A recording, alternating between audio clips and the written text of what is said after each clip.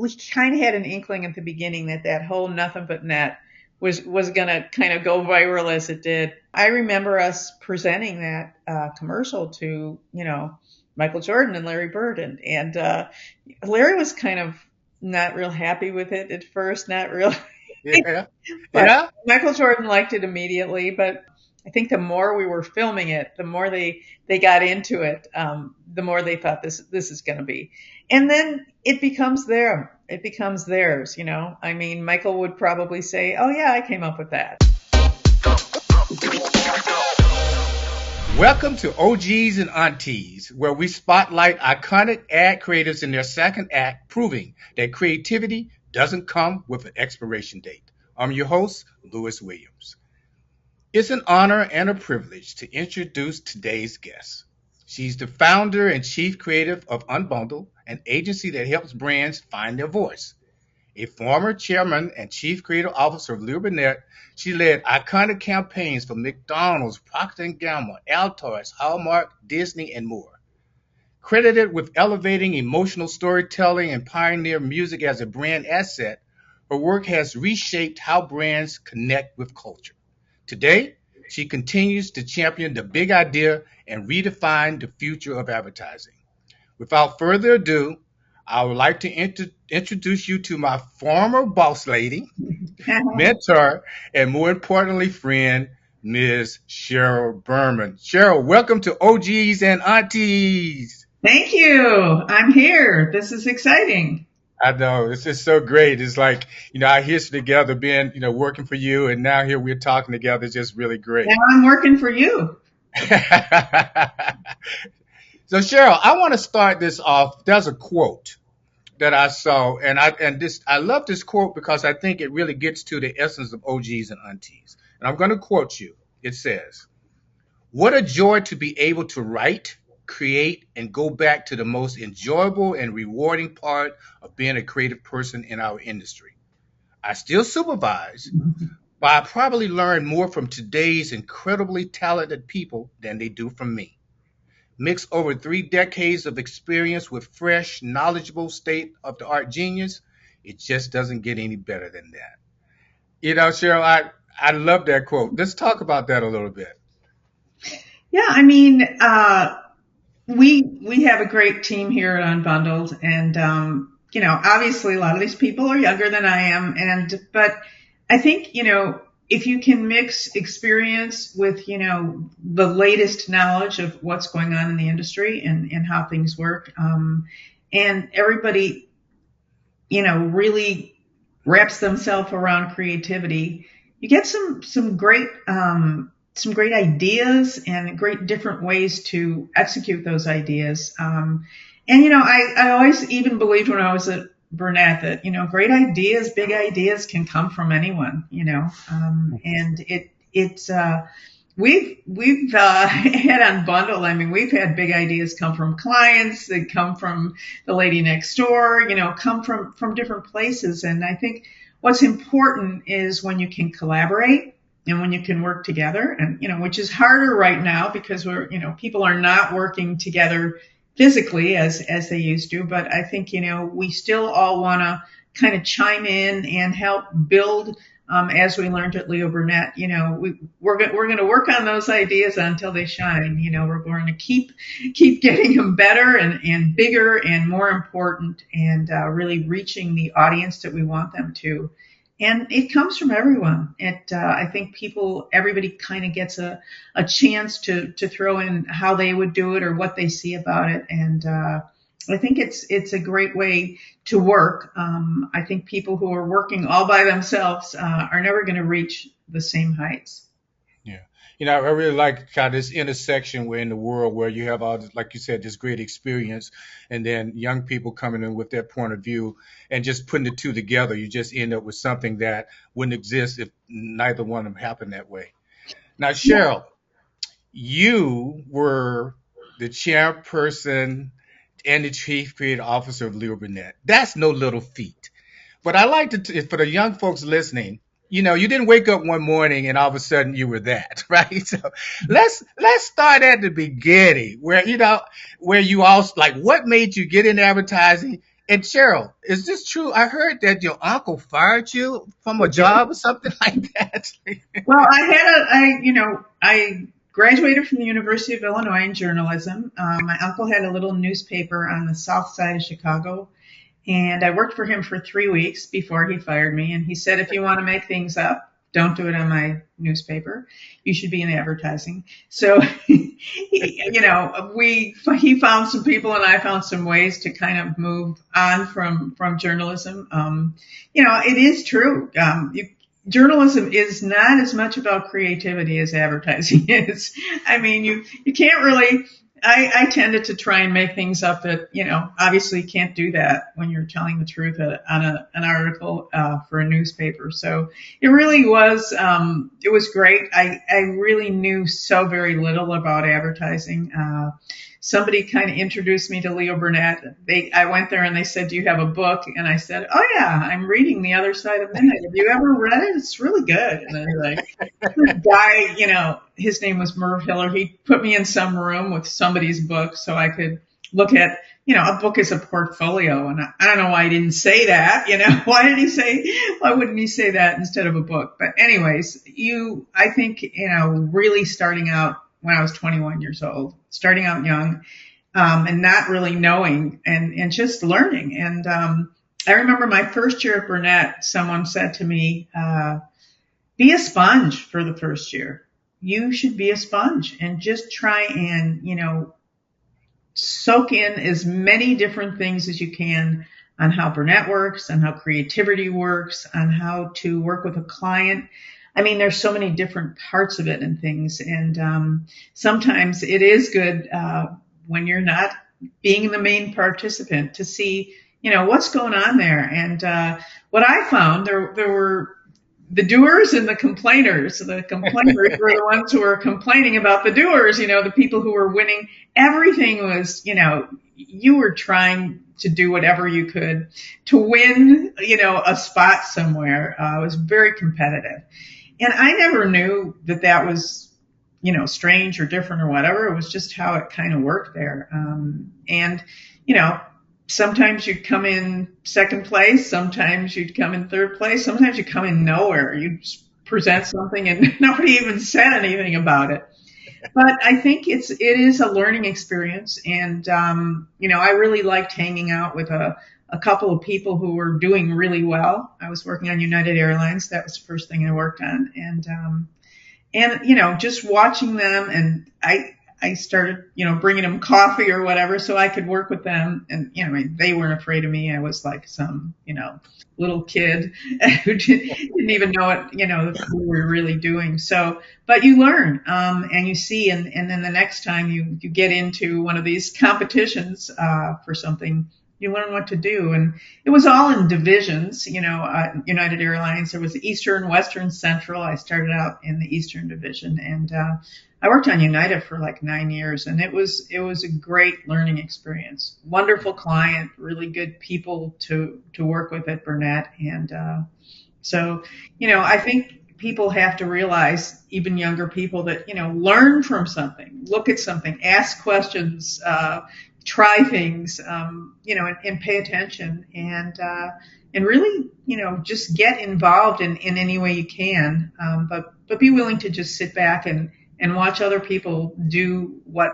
hopefully you'll be doing in the months or years to come. Cool. Now, Cheryl, so when you went and you was reading a book as opposed to a portfolio, so how did you go get a book together? Did you go back and do some ads on your own? I mean, how did you get in there? I just made up a bunch of stuff. I think I cut a lot of pages out of magazines that had really bad ads in them, which magazines still do. And you just make up a great, something that you think is more fun. I mean, I just remember making up tons of stuff, like, oh, wouldn't it be great to have ice cream, like ice cream, and you put it on your eyes and it's in different colors and flavor. You just are able to come up with stuff. And I think, once again, when you're young enough and people see, hey, this is a creative person, a young creative person. But I think, just being able to, I came out with a gun that shot white out, to get rid of things. And, it was really fun. And I think, I think people really realized, okay, obviously she has no experience, but she likes it, she enjoys it, and whatever. But I did put a book together, and the first book I put together was not great, and I was interviewing with different people, and you know, and nobody was really anywhere near blown away. But this one guy said, it's not a great book, and I think you should do some more work on it. And he told me like what he thought I should be doing. And once again, listen to somebody who knows what they're doing. And that was on a Friday, and I went and did a whole new book for Monday. And I called up and said, can you meet with me? You said you'd meet with me, but I couldn't even get a hold of him, right? So, nobody's going to just answer their phone. So, I ended up telling somebody, oh, he said to call him back. So I'm just calling him back, which wasn't really true, but, it's kind of whatever. But, I said, I have a new book. And he said, didn't I just see you like Friday? He said, yeah, I redid the whole thing. And he said, all right, well, I guess I'll see you then. But, so in a way, I think I kind of got hired on enthusiasm rather than creativity. So, and I think that's an important thing, for people to learn. Like if you're excited about it and you want to learn and you want to do this and you are available 24/7 to make it work, that's something people want to know and want to hire. So it was interesting. Yeah, but Cheryl, what you just said is really important. It's like that determination, right? I mean, it's like Friday, and then I'm back on Monday. And that said a lot about your character. It said about, your love and your passion. So right from there, it's like, I got to give this kid a shot. But when you're interesting too, because I want to touch on, we're going to do a lot of talking, but that takes me to your Wall Street Journal ad, your full page. And for the folks who can, who's listening, if you go to Google and Google up, great ad legends Wall Street Journal campaign. And Cheryl, you were one of those. You were one of those where all these famous people in advertising. And I remember being at Burnett and the headline was The Determined Miss Berman. Yeah. And what you just shared with me at that early age just showed how determined you were at the beginning. So you always been that determined Miss Berman.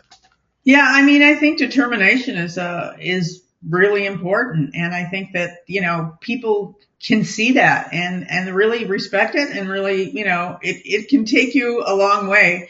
Didn't say the creative Miss Berman, it said the determined Miss Berman, and I think that determination. I mean, when you think about what we're doing at agencies, and if you're determined to do something great, something creative, it's not always going to happen immediately. And you may have to do a lot of rewrites and rethinking, or you may have to start all over again. And I think that determination is an important thing to, set your sights high on what you want to do, and then be determined to get to that place. And, people always still make fun of me of like, oh, I remember bringing you something. You said it's good, but can it be better? So I think that, that determination to reach to a higher place and to a more creative ad and something that is really going to resonate with people is important for anybody in an agency. Mm-hmm. And you instill that in your group. So Cheryl, this determination, we have to be honest. I mean, you went from that baby cub copywriter to chairman. I mean, you had the job Leo Burnett had. I mean, okay. And this is iconic agency. I mean, this is big time, Cheryl. Yeah. And you've been a woman. I never, all the time observing you, I never saw you sort of like, well, I'm a woman. I didn't never say you play that card. But Leo Burnett was like that. Leo Burnett really, I don't think, people say, oh, what happened with the women? I don't think Leo Burnett cared what you were. You know what I mean? You could have been a teddy bear, or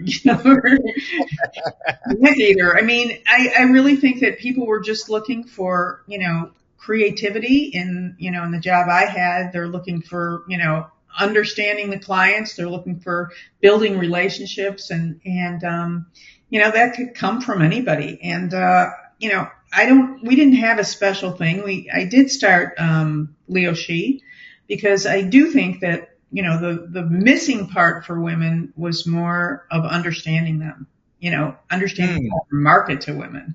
I think that was a more important factor than do we have enough women working on this? I think what was more important was, are we really, are we communicating correctly, and the way we should to women and their, different aspects of how they choose brands and what they buy. So Leo, let's talk a little bit about Leo She so people understand what that really was. Was that a collection of creatives or just women in the end at No, it actually, I think it started more with research. And, we were, and it was about, how to market more to women. That's what Leo She was about. And I think, one of the things we were so lucky to be able to do is to get female clients together.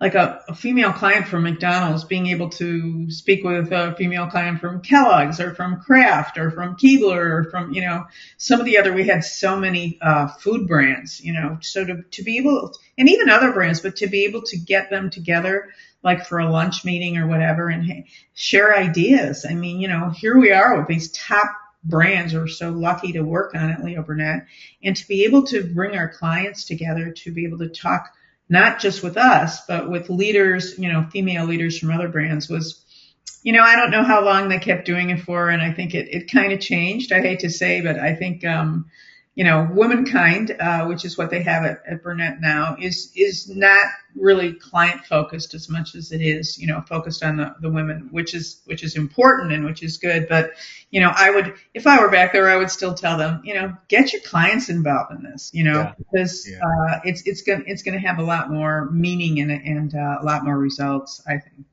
Yeah, but you got to think about it. The time that you all did it, just focus on women that was way ahead of your time. I mean, I hate to say way ahead of your time, but such forward thinking has been, such important as consumers and understanding and building that relationship. Yeah. Well, the biggest thing we did, Louis, was I think when we went to Cannes, Linda Wolf and I spoke at Cannes, and it was kind of scary because, having been a judge there, there were like 21 men and 3 women the first time I was a judge. A little better the second time I was a judge.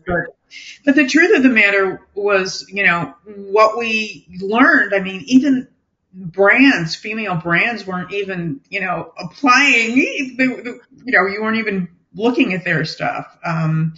We were really looking, of 2 days worth of car advertising and 2 days worth of beer advertising. So, where do the females come into this stuff as much? And, women do make 85% of all purchases.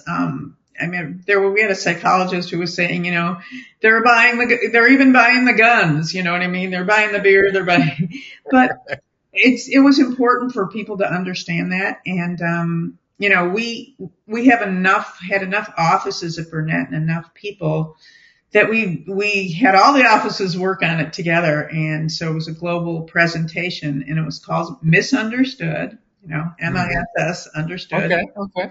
She's not buying your ads. And we did this thing to get people to come to, our presentation at the Palais.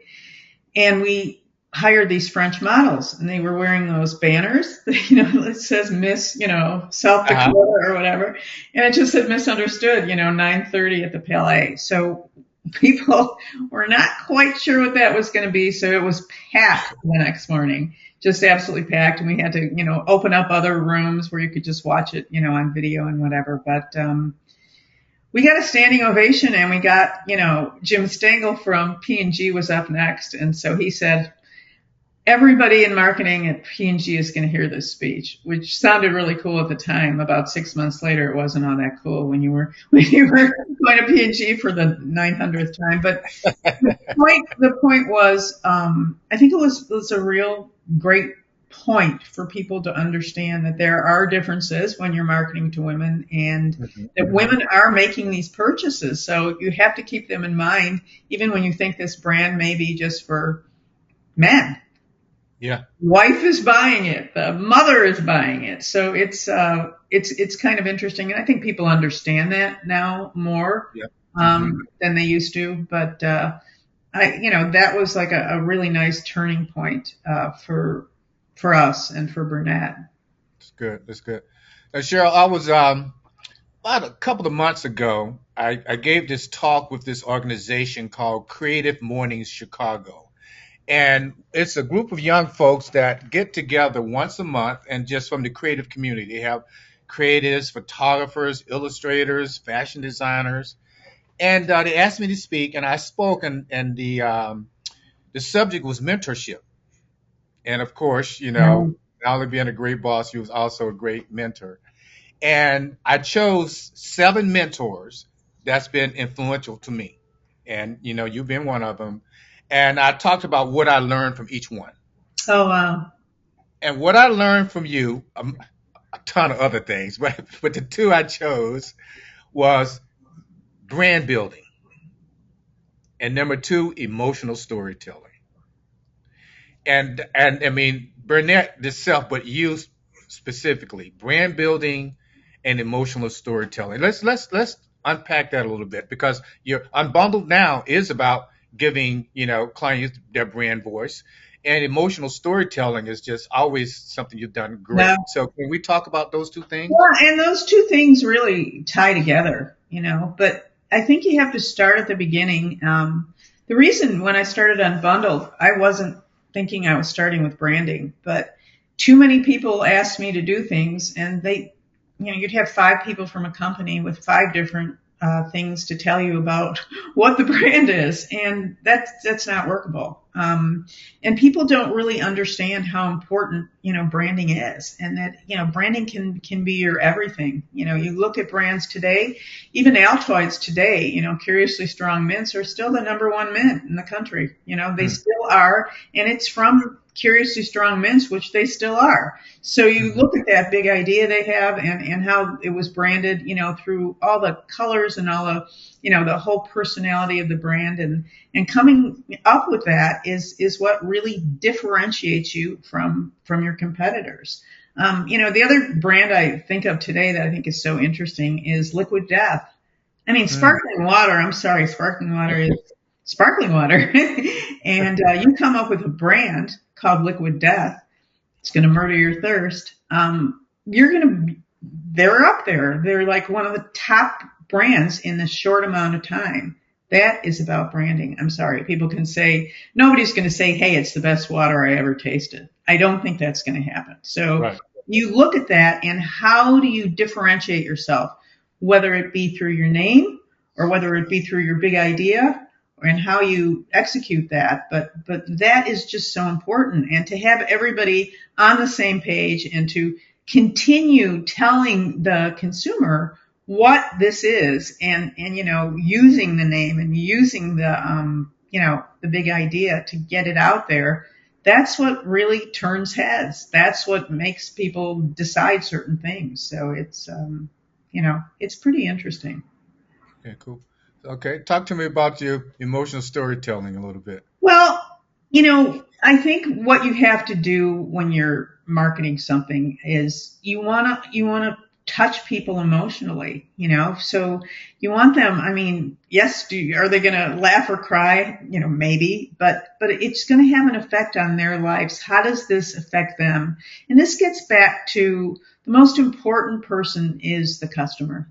What do they want? What do they thrive? What are they looking for? How can this really make a change in their life? So if you can emotionally touch them in a situation like, oh, I've been there before, or, oh, that would be great to try that, or, oh, this reminds me of my daughter or my son, or something like that. So I think just being able, even to make somebody laugh about something that they think is funny, or to cry about something that they think, is touching.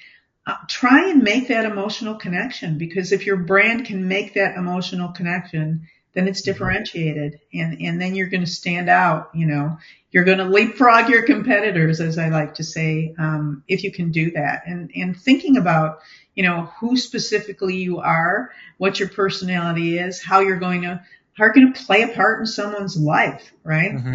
Mm-hmm. So that's what branding and emotional storytelling are both going to, do to make you have a successful brand. Yeah.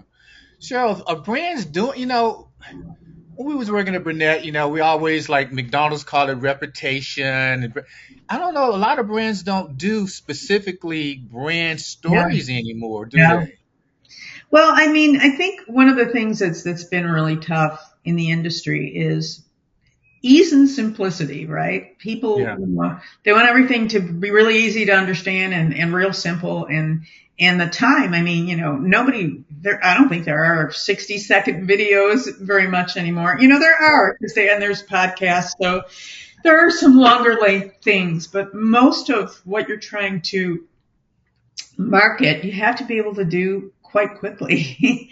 yeah, And so, that's where it gets harder to tell a story. It's going to be a quick story or to even get something across. So, you know, people have call to actions now that I think are important, so that things can be easily and quickly understood. And it is a different world, and obviously social media has played a huge part yeah. in what's happening. But video is still very important. Mhm. And so, but they're usually shorter videos like on TikTok and whatever. I mean, they're usually more like 15 seconds. We used to hate 15-second things. I know, I know. I'm not doing that. I'm not working on What that. am I going to say in 15 seconds? Yeah, people would come in my office and say, I'm not working on 15-second things. Like, yeah, fine. Okay, great. You know, but I think that people can like it to be quick, like it to be something that, sticks with them. I like to talk about creative that sticks. And I Yeah, think creative that sticks is, you have to think of it in shorter terms. I mean, and maybe you'll be able to do longer versions of it at some point.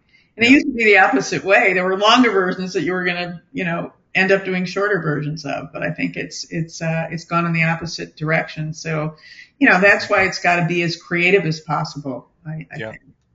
I was so excited one year I did a 5 second spot, and I was it had a beginning, middle, and an end, and I was just so proud of myself. It was like, wow, you can do it because a simple idea, you can do it. And one thing that helped me a lot too, Cheryl, was that when we be shooting, my eye got keener for looking for those moments that could happen within a short amount of time. Because remember, you just kind of look at a long take and you just look at the whole take.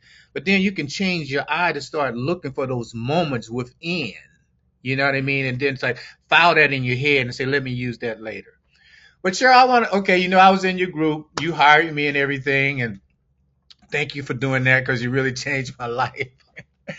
Um, in the meetings with you, again, you always pushed us. And in the meetings, we would present to you, and if it wasn't quite there, you have this classic line, and you would go, you look up and say, "Guys, I don't think we have it." And when you say that, and then you would say, "When is the client meeting?" And at that time, and at that time, we're like, "Oh, we're gonna be here all night." It was so interesting to watch to see what happened because at that time, a lot of no cell phones, but so all the account people started to scurry, like calling the client to get more time.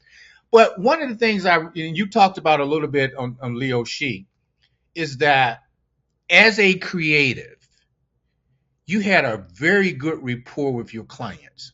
It was, normally in ad agencies, it was the account person that shepherded that relationship. You had such a great relationship with your clients directly.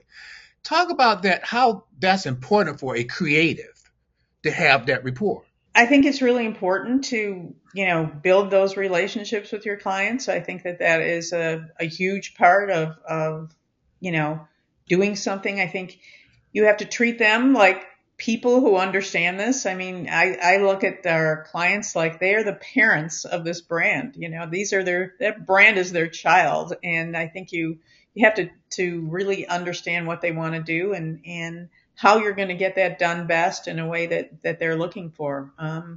I still have a great relationship with Paul Schrage, who was our chief marketing officer at McDonald's, and I see him every time I go to our place in Arizona. And Mhm. we talk about some good times and crazy times and all kinds of times. But to really, I think the client has to be involved, and I don't think people understand that well enough. And the Hmm. way we do our branding, the client is really important to what they're doing. We want their points of view. We want what they would come up with for a big idea. We want what they think of other big ideas. I don't think the role of just putting something in front of a client and saying, "Do you like A, B, or C?" is right. I think when you work together collaboratively, the client is not going to be all that surprised with where it comes out at the end because they're going to feel like they're part of it and they played a role in it, and maybe it's even their idea. So I don't think we give enough love and respect to the clients. I don't think people do that. I think they think the agency is everything, and they're not. And I always look at it as three things, which is the agency and the client and the customer, and that's Hmm. who we put together in our branding sessions. And when those three, people or groups can work together, you'd be amazed at where this goes and how much more quickly it goes to where you want it to. Because I think too many times creative people don't even understand. They're just trying to do something. I mean, I remember people, Burnett, who were like, "Hey, this didn't work for McDonald's, and maybe it's going to work for Kraft. Maybe it's." I don't think that's kind of, you really want that kind of collaboration. And I've always thought that that's a very important part of marketing. So, Yeah, right.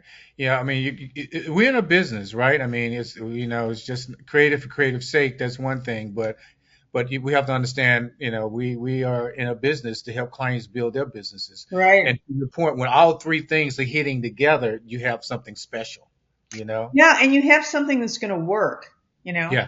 because first of all, an agent, you don't really know, client has something they think is going to work. You get what the customer wants, and then you really start to get that gear moving in terms of this is something that is going to actually get people excited because we have the Mhm. people here that we want to excite, and Yeah. we're going to find out what does excite them and what they're looking for in a brand. Hmm. Hmm. Okay, Cheryl, I want to talk about some work that was done with you and your teams, and it's two spots I'm going to talk about, and partly because I'm a sports fan, and it's football season, Oh yeah. um, and it's going to soon be basketball season. So when you talk about really hitting those 3 points, client, agency, and creative working together, you get something special, and a lot of time that great work finds its way into culture. And um, two spots I want to talk about, as I said earlier, and one was the McDonald's Nothing But Net. Oh Uh, yeah. you did with featuring Michael Jordan and Larry Bird. Over the this, over the that, nothing but a net, and it's so interesting as a catchphrase. People started saying that and talking about that. You see newscasters like nothing but net, and just talk about that. That really made it into culture. And your other spot I want you to talk about is a great Super Bowl spot you all did, and it was about little kids playing football, and Perfect season. that Perfect season. Yeah. perfect season. And it inspired the great Steven Spielberg to do a movie. So let's talk about how that made it into culture. Give us a backstory on those. Yeah. I mean, obviously, first of all, you think about it's interesting because it was the same creatives, Fergie and Bob, that worked on both of Uh-huh. those, on both of them, and they deserve mounds of credit coming up with that. Being their chief creative officer, their creative director, and whatever was amazing. I think I helped them sharpen it, but Mhm. they come up with these ideas. And as I said, I think what we wanted to do at Burnett was make sure that they were not only perfectly written but perfectly executed. And obviously, for Nothing But Net was Joe Pitka, and obviously it doesn't, in that day, and maybe it doesn't get much better than that in terms of a director. But I think, getting the idea out there and really, being able to have fun when you're producing it. I mean, I remember us presenting that commercial to, Michael Jordan and Larry Bird, and Larry was kind of not real happy with it at first, not real. Yeah. But Yeah. Michael Jordan liked it immediately. But you kind of have to get everybody involved and get everybody knowing their role is important, and get everybody on the same page to make it happen. And I think the more we were filming it, the more they got into it, the more they thought this is going to be, and then it becomes their. It becomes theirs, I mean, Michael would probably say, "Oh yeah, I came up with that." So, and that's what you want. I mean, you want the client to feel they came up with it. You want the talent in the commercial to feel they came up with it. You don't want anybody to have to own it from the creative department. Same thing with the director. So I think, everybody kind of played their role. And, I mean, I really think that, we kind of had an inkling at the beginning that whole nothing but net was going to kind of go viral as it did. And it was just a great thing to be able to put it all together. And, Paul Schrage was quite a man. He was like, "Hey, if we don't make number 1, 2, or 3 in some poll, you're not doing the Super Bowl commercial next year." It's like, oh man. Oh, So, pressure. so Whew. I think at the very beginning, we really worked hard. And when people would come to our creative review committees, if they had a Super Bowl spot, you said it better be a really good one. If you don't think it's going to be one of the best ads in the Super Bowl, don't even come to the meeting. Don't even put it on the rail. Yeah, exactly. So I mean, I do think that I look at Paul Schrage, our client, as one of my mentors, maybe my best mentor ever. Hmm. Because, and he was the one who made me say, "Do you have anything better than that?" He used to say that. And it was, you'd think about it, and I think people would go back and say, "What can we do to make this better, or to come up with another idea that is better?" And, but I think, nothing but net actually, it was just so much fun to work with. And the thing that was interesting about it is once you put out a commercial like nothing but net, people fall in love with McDonald's. That's what brand advertising is about. Hmm. So then when you start doing your 69-cent, burgers, and we had a Michael Jordan burger, but that's when you can sell things, and that's when you get people to come, when you Mm. have them falling in love with the brand first. So brand marketing, like nothing but net, you do that first, and then you're able to put out some, promotions, or some, different kinds of products that you want to sell. That's great. But the interesting thing about the other one, Perfect Season, that was another really interesting one. Great commercial.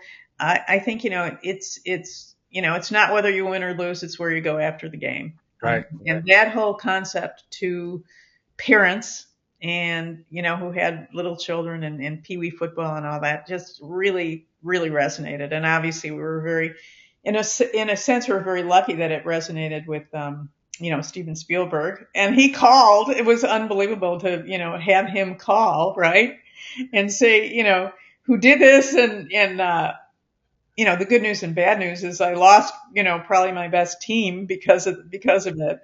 And it's like, wait a minute, they're working for me and they're working for Steven Spielberg, to make a movie out of this. And I don't know if Little Giants was, I don't know. I don't know if you know this or not, but the main mother in Little Giants, her name was Cheryl Berman. And Oh, and the main kid in Little Giants' name was Jake. Jake. My Jake Berman, my child.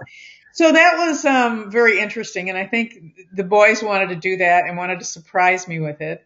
And they invited me and my small children to to see the movie when it was at one of the theaters around here. And they gave us all kinds of candy, and I thought something is weird is happening here. And then the movie comes on, and when I saw that, the mother was Cheryl Berman, and the little, kind of nerdy little kid was Jake, who was sitting there with me. And I'm like, but he was kind of too young to even get it. I think he was 3 or 4. But the thing that was so unbelievable was I didn't know whether I wanted to laugh or to kill them. I really didn't. I was like, oh my God, what are they? Why did they do this?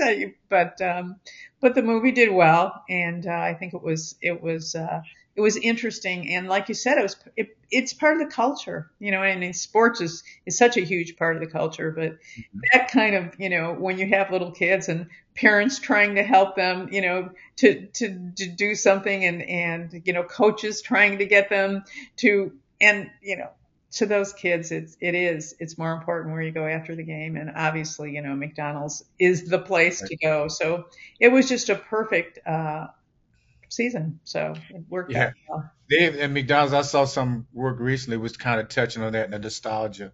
You know, it's interesting too because like you had those two nemesis, Jordan and Bird. It was nemesis, right? Yeah, And again, what great brand you bring these two nemesis together about something they both love. You know what I mean? It's really great. And it's so often I mean, to your point is that when you do a great branding spot that goes into culture, it lasts for years. oh I yeah, mean, even you go on YouTube now and you see yeah, these, and people still talk about like, oh God. I I mean, know. some people love it that wasn't even born when it was done. I know it really was crazy, and I have to say, when we were filming that with Joe Pitka, he is that director is a Woo! he is a basketball nut. I mean, Oh God. even no matter what you're doing, there's a basketball, it's there for you to play right next to it, and to see the three of them playing was just ridiculous. And Larry Bird got in all kinds of fights with Pitka, traveling, and it was funny. Oh God, just Joe, he's special. Yeah, and Because Jordan would just laugh at it, and he was, Michael Jordan. I worked with Michael Jordan before he was famous. I was not a real, you know, high up copywriter, and he was not really. I mean, he was at North Carolina University, I think it was, uh-huh. and we were doing some anti-drug radio, I think it was, and he wasn't great. I mean, he really did not. It took like hours and hours to get this thing done.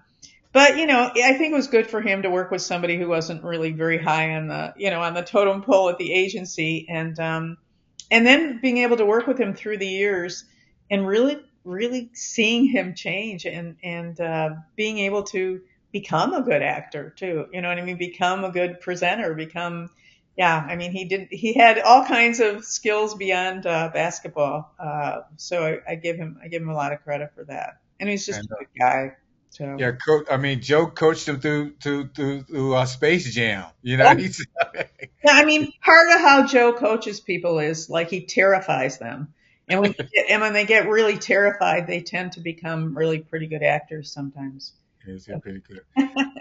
Now, Cheryl, we talked about the Super Bowl. Now, I want to talk about this because you appeared on the Super Bowl through a very different door than most creatives, and that's songwriter. Oh yeah, yeah, You know, you did you write a song for Disney that Christina? yeah. And it was at the Super Bowl halftime show with Christina Uh-huh. Aguilera and Enrique Iglesias. It was called "Celebrate the Future." It was for the Millennium, and it was just amazing. I was a very lucky person to be able to write music for them, because they had a music department, and there were people there who didn't want me to write music for Disney. People that worked at Disney, but somehow when you have those client relationships, it tend to work out. And it was amazing to be at the Super Bowl. I was there with my family, and to be able to have that song, be at part of the halftime show. It was quite amazing. So that was a good one, and I still get residuals for things that I've written for Disney, which is so amazing. So many years later that Hmm. still, they really they do love nostalgia, and don't keep using those songs, which is just. Give it those song. But Cheryl, I don't know if the audience know that you're a hell of a songwriter. I mean, and that takes me to how your love for music. Number one, you're a hell of a songwriter. People may not know that, but you are. Um, Music is important to you as a branding element. We talked about that Yeah. too. I And mean, I got into the whole music thing because I didn't want to compete with people, got hundreds of people that are working for you. I'm not going to be a creative competing with them. So that kind of moved me to something I really loved, which was music. And we did put a studio at Leo Burnett. Yeah. And, we had a great arranger, Ira Antelis. He was fantastic. And Yeah. we were able to do a lot of different music for different clients. And not really kind of, mess up any of the creativity in a way that was going on, with the other people in the agency of what they were doing. So I remember a lot of people who had jobs like mine, they still wanted to keep writing commercials and all that kind of good stuff. And that's hard, when your boss is going to beat you. Yeah, I think I like my stuff best. So. No hard feelings. It's just business, just creativity. So, I mean, it was, and I do think music, I mean, I used to give some, speeches about music, and I did a lot of research, and we actually at Burnett had people do a lot of research, but music is so emotionally engaging. And, we talk about emotional storytelling and making that emotional connection with people. And I mean, there's research that will tell you music can have more of an emotional effect on you than most drugs. They really do. Uh-huh. I mean, it takes people back in time. It takes people to moments of their life. It involves you. It just moves you in such a way that, people cry from music, or they yell and scream from music, or or they want to sing along with it. So, I still believe it is such a huge part of, everybody's lives, and the emotional connections that people have with music and with songs is incredible. Sure. I got a chance to sit with Quincy Jones for a couple of hours at his house. Really? That's great. Yeah. Yeah, I was working on assignment at Burnett for the Underground Railroad Freedom Center. I was with John Pepper, the head I of PG. remember. Yeah. And Q, as he said, call me Q, Lewis. I'll say Q. Q said that so many hip hop artists was calling, wanting to sample his work. And he said sometimes he said yes, sometimes no. But he said what concerned him was that nobody was writing melodies anymore. Huh. And that takes me to, I was looking at traditional TV the other day, and everybody seems to just buy a song now. When I go back to you, you would create music. You would Yeah. create, you know what I mean? You would actually create this for a brand or whatever. Now we just buy it off the shelf. Yeah. And so, where are songwriters in advertising? Have they gone away? I mean, is it? Well, I hate to say this, but I think mostly they have. Yeah, It's very unfortunate. A lot of it has to do with people don't want to spend the money on music. You know what I mean? Like the budgets have gotten, to be much less than they were back when we were doing a lot of our stuff. And yeah, just buy a song or find a song, or you can go to various different places, and to kind of come up with something brand new. People just don't have the money or the enthusiasm, or the knowledge to think, oh, that could be better if we wrote something. I think it's been a long time since that has changed, and I think that unfortunately, it doesn't happen as much anymore. So. hmm. Yeah. People don't even think about. It's like I remember we would present to you, and you say, okay, it's like, what we're gonna do with music, and that's something we had to a part of the creative Yeah. process. Yeah. We thought about that. Is it a song? Is it a track? Is it instrumental? Whatever. Right. But that was a part of our creative process. Yeah.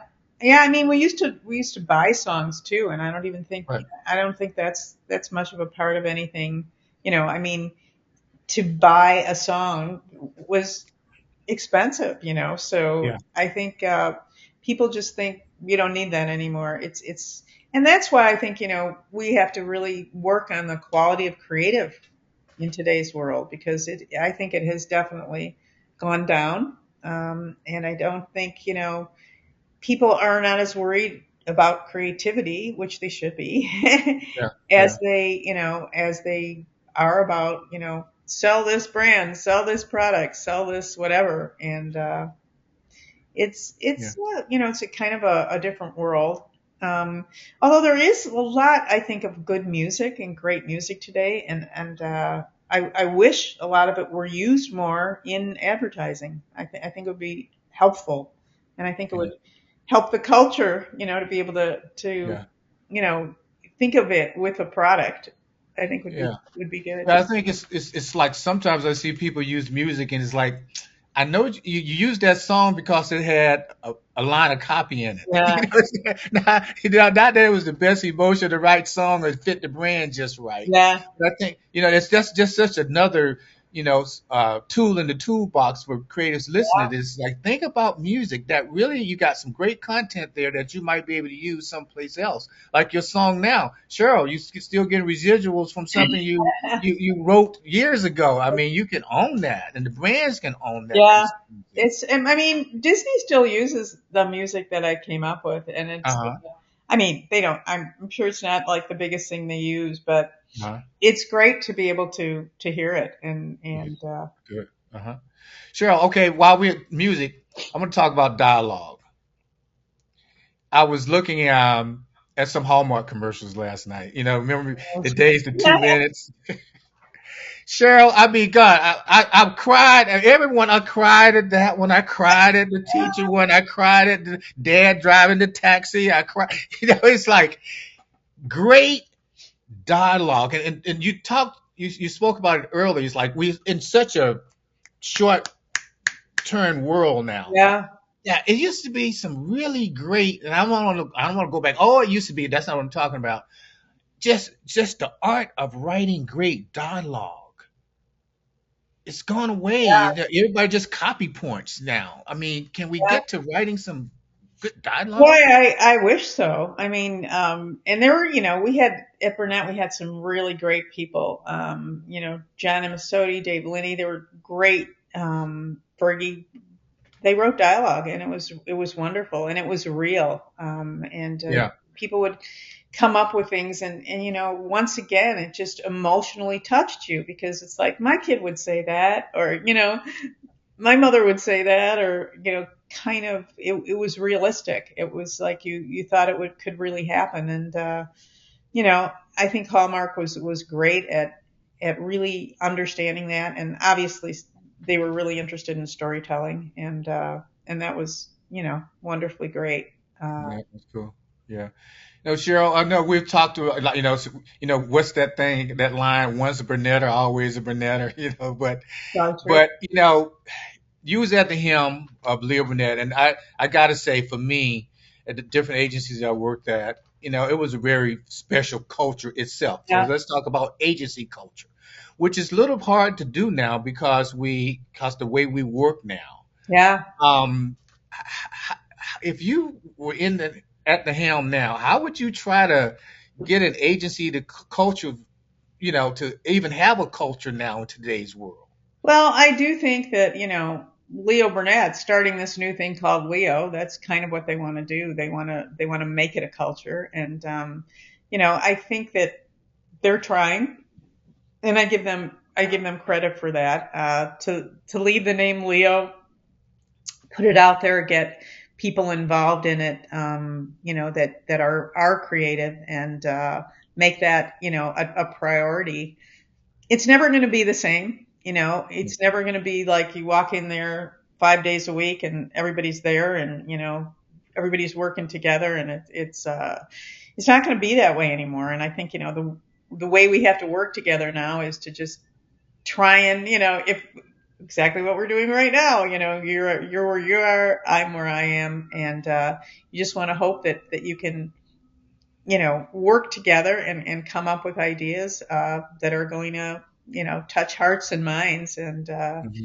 I Hmm. think that agencies, big agencies, might be replaced. I think you and I know Yeah. what's going on with ad legends, and Yeah. taking people from the past and seeing how that is going to go into the future. And it is a different world, but I think there are still great creative people out there with great minds and great ideas, and ways to finding ways to execute that. I think Yeah. does will make a difference. It was interesting. I looked at his speech when to take my name off the door. Oh And my it was God. very interesting when you see that, you listen to it now, it's almost he was talking about the future. So, Yeah. I mean, if anybody ever go to YouTube, Lee Burnett's speech, When to Take My Name Off the Door, it's just really a great speech about That was work and beautiful. creativity. It's just a really good speech. I So, always used Cheryl, to laugh at okay. that. I used to laugh at that because, he gives this speech and I don't, I've seen it so many times and I've played it so many times and his chin is like quivering. He's kind of upset. I think it's kind of Uh-huh. his last hurrah. And, he's also wearing his name tag, which says, really? Like nobody knows who you are. Um, but he really had a point of view about creativity, about people, about, having an emotional effect. And you got to give this guy credit because he was a different kind of businessman. Hmm. I don't know if you know this, but he never would have us enter award shows when I first started working Oh, with he him. did? When Leo Burnett was in charge, the man, they never entered an award show. He felt the award was client has successful business, right? The, Hmm. the brand is doing well. That's an award. So they didn't start entering businesses in award shows until I want to say the 80s, late Oh. 80s. Yeah, I mean, I won their first award. So, yeah, Oh, okay. What was that, Cheryl? What was that first award? What was it? You called remember? Chocolate. It was a chocolate mousse who was singing. A little girl was singing with her chocolate mousse puppet about Nestle Crunch. It was a Nestle Crunch commercial. All right, good. I Congratulations. mean, I wouldn't sit here and say it was the most amazing creative thing, but this little kid was so great that we won a Clio, and that was the first thing that happened. And I think later people realized you gotta be able to have award Yeah, shows. yeah, yeah. People need that and want that and Want whatever. that? Yeah. It Leo came. the man was like, nope, aren't doing Yep. that. Oh, So wow. I didn't know that, Cheryl. that was interesting. Okay, Cheryl. Okay, now, great career, song on the Super Bowl worldwide, millions of people listening, all this great work, great career. You moved on. You could have been like traveling in a Winnebago or something, but you started Unbundled. Yeah. Um, what you doing with Unbundled? What are you? Let's anything you want to share? Any work you're doing? Let's talk about that a little bit. Well, we've been really, I think, really lucky. We've worked with clients as big as Sky Zone or American Greetings, and then we've worked with little clients, or startups like Skatey, who has made bathing suits, and now she's making all kinds of different Yeah. clothing, and it's just fun. I love starting from the beginning with someone if it is a startup, and you love really putting something out there that's been around a while. And as I said, to find that big idea and to, make the brand be able to really become something in the hearts and minds of the people that you're marketing to, it's a reward. It's a surprise. And I'm able to, we are now working with cuties. We have those little Oh, those little. Oh, cool, we Cheryl. Cool. we got into a pitch and I never was able really wanted to do pitches, but somebody talked me into it and we went through 4 phases of the pitch and we won the business. And I don't really know who else was in it, but I think there were some bigger ones and maybe I don't know that there were smaller agencies, but it's kind of, it's back to it's so Burnett, right? It's a little piece of fruit. So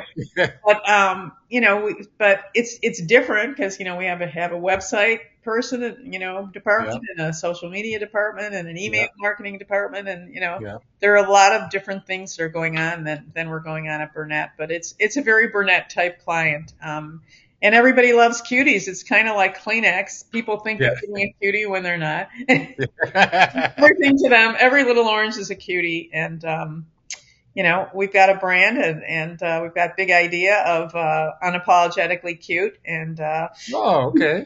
I we like talk it. about too cute never, and we're going to cutify the world. And we're working, with some Burnett people. Vince Cook, who worked over there for us, is working on it. And so it's been a lot of fun to be able to add Unbundled, be able to do something like that, and different day and age, but you still want to touch the hearts and minds of those people that are gonna buy your product and make them smile and make them happy. So we're having a good time. I love the name too. It's sort of like just unpack Oh yeah, it's everything. great. It's a great name. I I love the didn't name. name it that, but I'll take it. It's You great. take it. Yeah, that's great. So Cheryl, next, I think maybe in a couple of days you're going to get on a plane to go to New York for Advertising Week. Yeah. And you touched on a little bit. You're working on a new endeavor called Ad Legends. You want to let us know a little bit about Ad Legends? Yeah, I mean, it's AI. There are those who love it and there's who don't love it, and it has become quite the thing.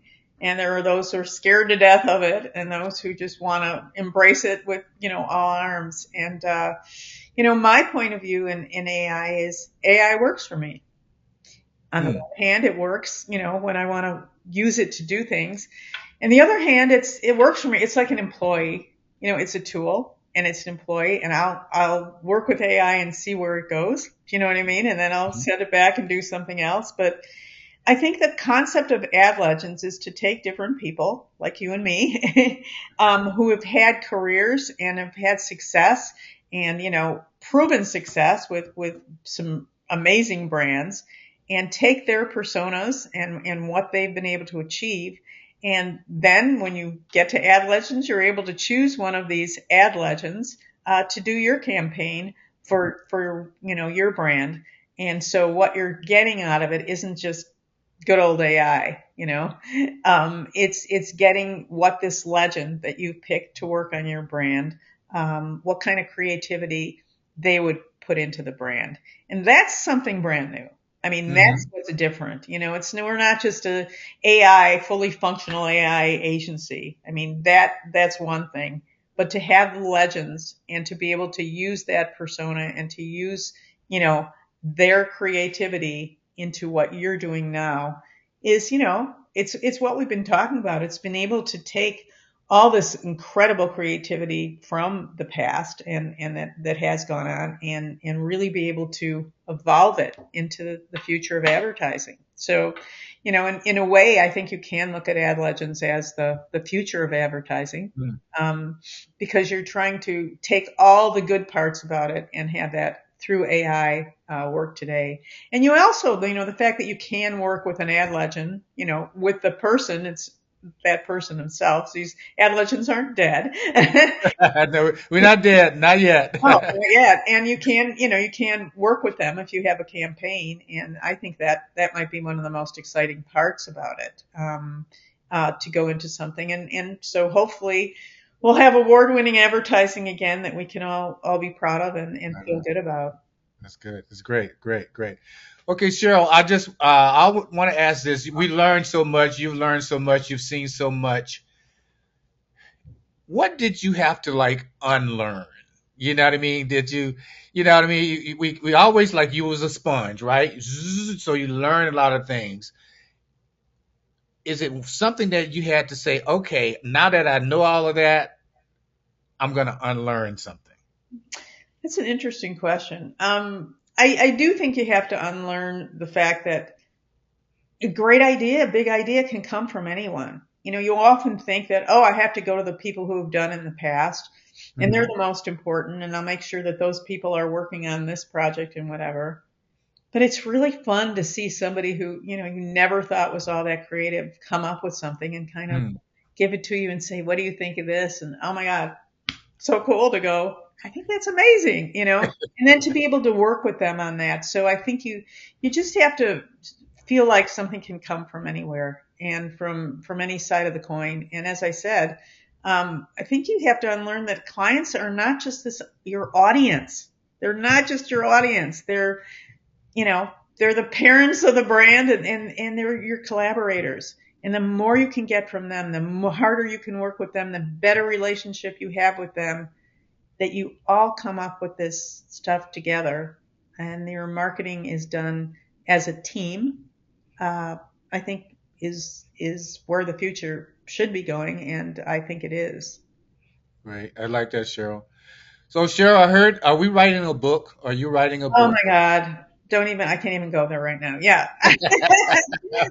I had to change the ending 3 different times because what was happening at Leo Burnett at the time. But I will get this thing out there. I mean, that's like my thing I want to do before hopefully the end of the year, if not next year. We've just been so busy, but Okay. yeah.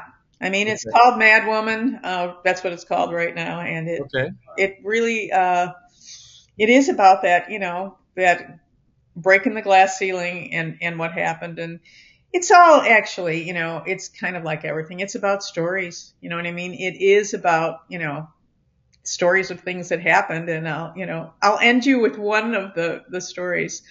This is Unbundled. I'm working with American Greetings. I get a call. You have to come in. We have to have you at a specific meeting. They didn't tell me what the meeting was. I go to American Greetings. It's like I get there. Why am I here? What am I doing? You're meeting with Taylor Swift's parents. Now, she may make it and she may not make it. I mean, she's doing kind of well, but her dad is very good friends with the people at American Greetings. And if she doesn't make it in the music industry, she'll be writing cards. So we wanted you to come here, to say that you're going to work with her if that happens because, you wrote music. You write kind of how Taylor writes. So I'm like, oh, God. And, so, we have to make sure that this will work out if her music career doesn't. And so I spent like 2.5 hours with her parents, which was hilarious. I mean, they're great people. I mean, really helpful, wonderful people. And, kind of had a short little meeting with Taylor herself. And I thought, this is really weird because it seems like she's going to be a rock star. Yeah. So there's just little stories of Justin Timberlake, Taylor Swift, all kinds of different people the Michael Jordans, the people you meet along the way. And it's the people that we meet along the way that make your life what it is today. That rhymes. I probably got to write that down. You got it right. I love that. I love that. Cheryl, the determined Miss Berman, Cheryl, my friend, my mentor. Thank you very much for lending your time today, and we got to get you back on when your book breaks. Yeah. When Hey, the well, book. you gotta tell your story too, Louis, because you're an ad legend and you're Yeah. brilliant and you always have been, and so. Thank you, thank you. But Cheryl, it's hard for me because I'm an art director, so I got to get a ghostwriter. Yeah.